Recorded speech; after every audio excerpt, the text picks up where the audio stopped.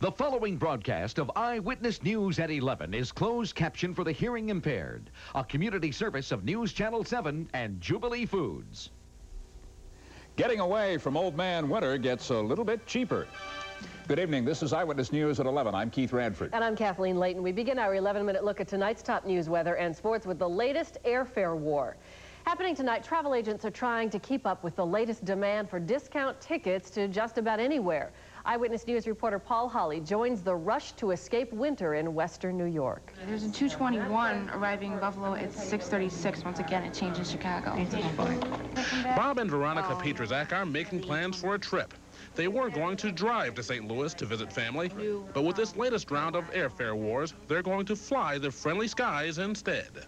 Well, we would have been driving, and it would have taken us 2 days to drive, so this way we'll make it in a few hours. We do a fair amount of traveling, so consequently, this might, it's more economical this way, certainly. Sure. This is just the latest in the ongoing battle for customers between the airlines. Northwest got the ball rolling by slashing prices. But as always, as soon as one airline offers a deal, the others follow. The first of the advertisements for the bargain tickets went out on Sunday. Since Monday, passengers have been flocking in and flying away.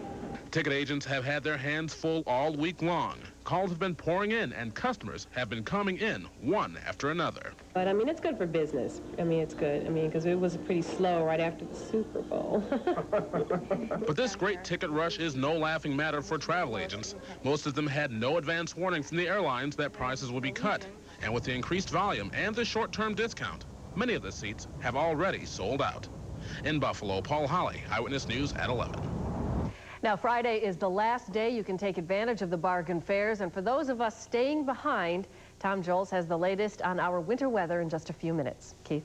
Also happening tonight, Aurora Street shooting claims a third victim now. 67-year-old James Richards of Kilhoffer Street and 51-year-old Brady Ledbetter were killed yesterday morning.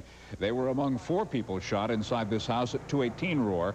Well, tonight, officials at the Erie County Medical Center say that 29-year-old Winifred Jennis of Box Avenue died from her wounds. A 4th man remains hospitalized tonight. 38-year-old Alexander Reed has been charged in that case. Happening around western New York tonight, the final chapter of the Erie County sales tax story, at least for this year.